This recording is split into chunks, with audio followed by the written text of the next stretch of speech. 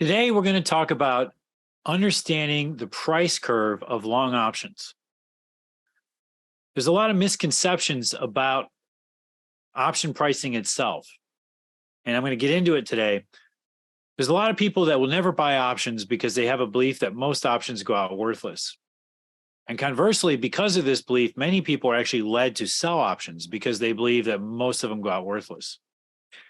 And today we're going to talk about, we're going to focus on the long side. And one of the reasons we want to focus on the long side is this is something that we teach a lot in our courses, is that we can actually trade long options and we can generate amazing R multiples, amazing multiples of reward to risk. And one of the things we talk about is the secret sauce of great trading is being able to generate big winning trades. Most everybody wants to do the opposite. They want win rate. They want high win rate trades. And whenever you go for high win rate, which makes you feel good, usually the downside of systems that have high win rates is they have big losers. So because of this, we really focus on the opposite. We focus on having big winners. And buying options is one of the ways to get really big winners. So we're going to talk about this. Because to understand this, we need to understand the price curve of a long option.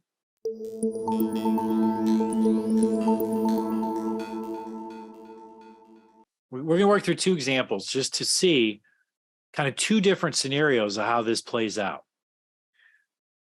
So the first scenario is a trade that a student of mine did, and he bought the March 24th expiration 1:30 call on Friday, March 17th, 2023 at $1.30, and he was expecting some fundamental news on the stock on Monday that would have the stock rally towards 140 very quickly.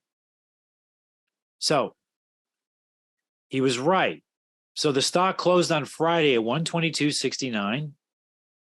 And on Monday, it rallied to 131.17 off the news.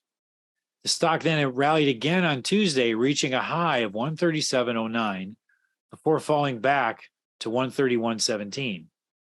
137.02 ended up being 137.09 ended up being the high of the week, and the stock actually settled at 130.19 at expiration, leaving the calls with a value of 19 cents. So one of the things that we can see is I showed you here for you a table of the value of the calls. So on the day that he went long, the calls actually settled at $1.03. So his calls settled for a small loser. But you can see on Monday, they popped to $3.60. And then they actually never traded that value again. They declined all week before they expired at 19 cents. And we can see this in the price curve. They peaked on Monday and then basically declined through the rest of the week, going out at 19 cents. So this is a great example of how people get frustrated with long options because he had a belief, he had a thesis. His thesis turned out to be correct. The stock took off, and at the end of the week, the call that he bought, the stock was up basically about $7.50 for the week, but his call was a loser. That's why people get so frustrated with long options. So this happens a lot. And so we're going to talk about this. So here's one example. Now let's look at another example. Well, actually, before we do that, I want to show something. So here is that same graph I just showed you. But what we do not see in this graph is actually the highs and lows of each of the days.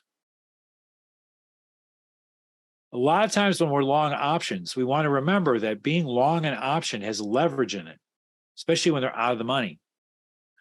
So what'll happen is if your option starts to be correct, it starts to work, you'll get leverage on your side and the value of your option can explode. So here, the high of the move, as we said, was on Monday when the call settled at $3.60. What we do not see, though, is on Tuesday when the stock went to 137.09 and made its high. the peak value on that day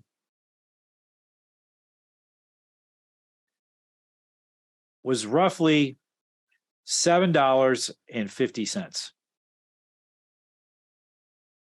When the stock ran to 137.09, the call was actually at that point worth like $7.50. So we look at the curve actually went parabolic and before then falling off. This happens a lot. So we're going to talk about this here in a little bit. So a lot of options will go parabolic and take off if you get the move in your favor right away. So let's look at another example. This is in Meta, Facebook. So in Meta, we go long the February 3rd, 2023, 145 call at 325 on trapping of long-term volume. This is one of our patterns that we teach.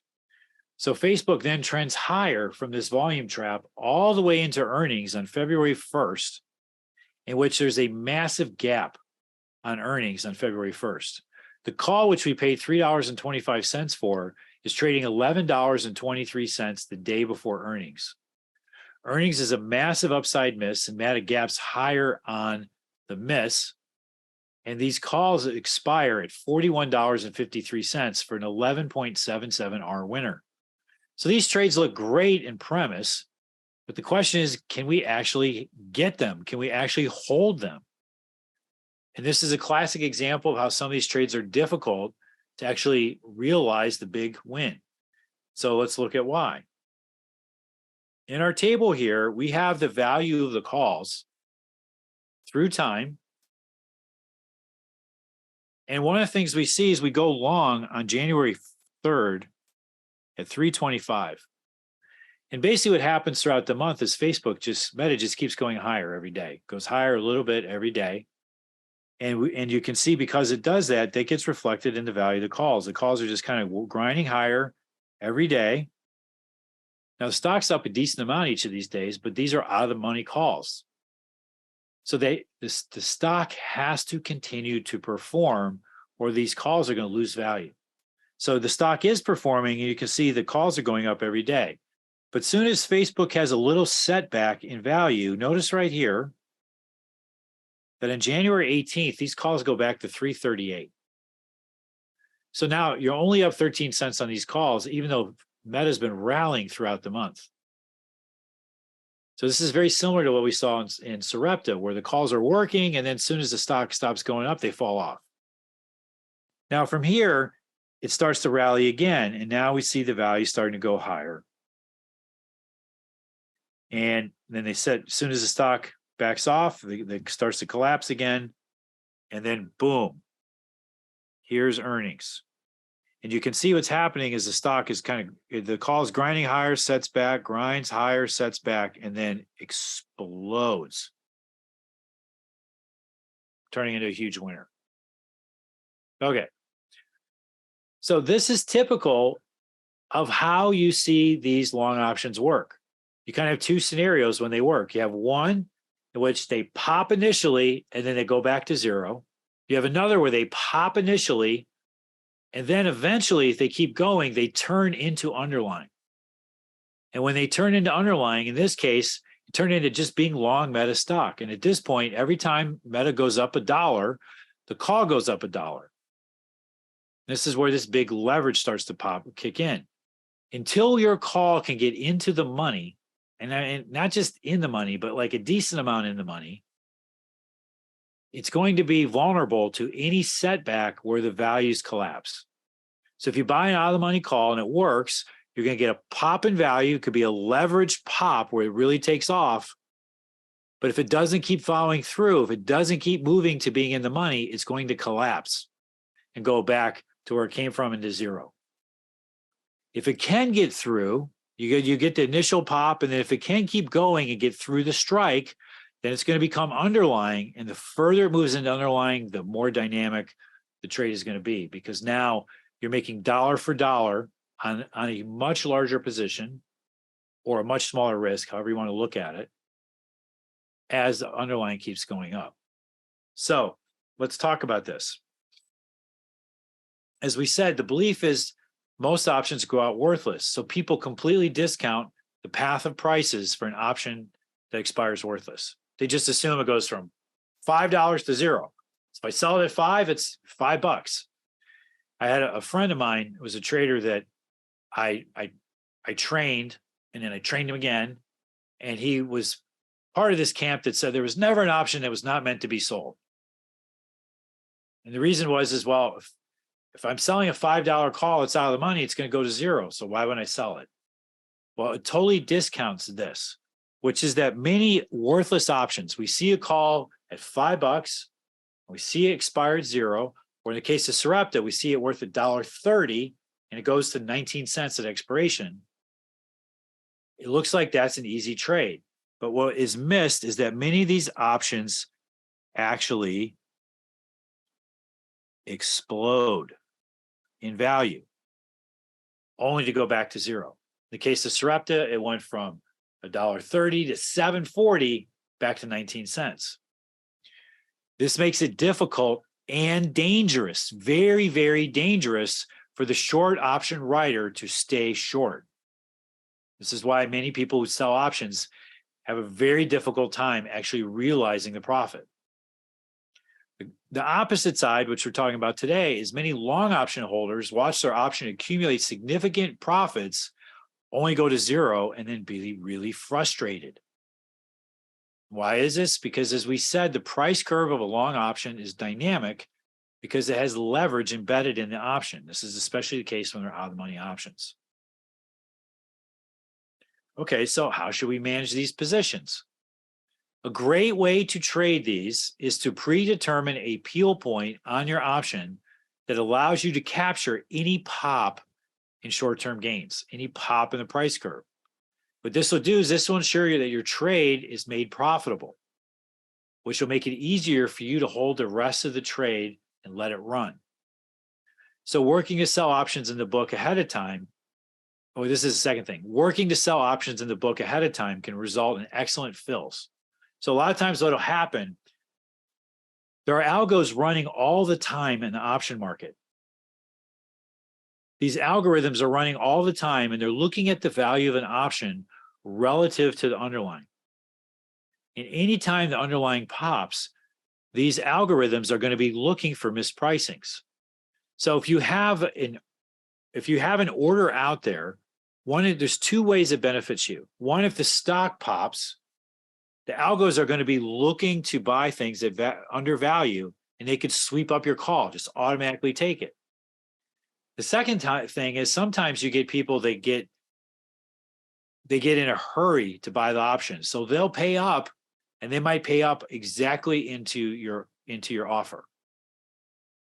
So you get these surges in the book that you can sell into to give you a phenomenal fill.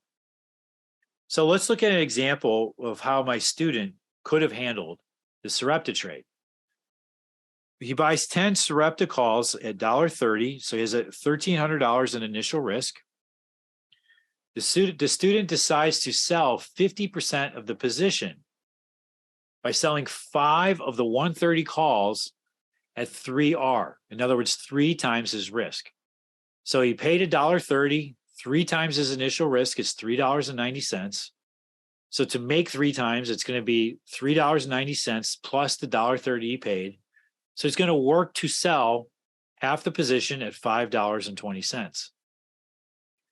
The student has an active order in the market, good to cancel. It means he puts his order out there and he makes it good to cancel, so it's working every day. And then on Tuesday, March 21st, when there's this surge in the stock to highs for the week, he gets filled. He sells 5 calls at $5.20. So now when the stock rolls over and the calls end up going out at 19 cents, he actually makes a total of 1.07R, $1,395 in profit divided by the 1,300 he risked. So he took a trade that would have been essentially a 1R loser and turned it into a 1R winner by selling half at 3R. I do not like to do these less than 3R. A lot of people do them at 1R. And all this does is assure that your best trades will be really mediocre. But at 3R, we're getting We don't want to take trades unless we think we can make at least 3R. So that's our threshold where we can start to peel, making sure we're capturing the gains from a decent winning trade. Now, in the case of Facebook, we could have done the same thing, and this would have worked really well in Facebook and Meta because we would have had a guaranteed profit going into earnings. Going into earnings can be really dangerous for your position because you can't control what the earnings are. You just don't know. So Facebook took off, which was awesome, but it could also have collapsed, which would have been really bad. Had you peeled out of the position, you would have had a guaranteed profit locked in, and then you could have just sat on the rest into earnings. The great part about this, you have a guaranteed profit, and you can just be easy knowing that the worst you can do is make money.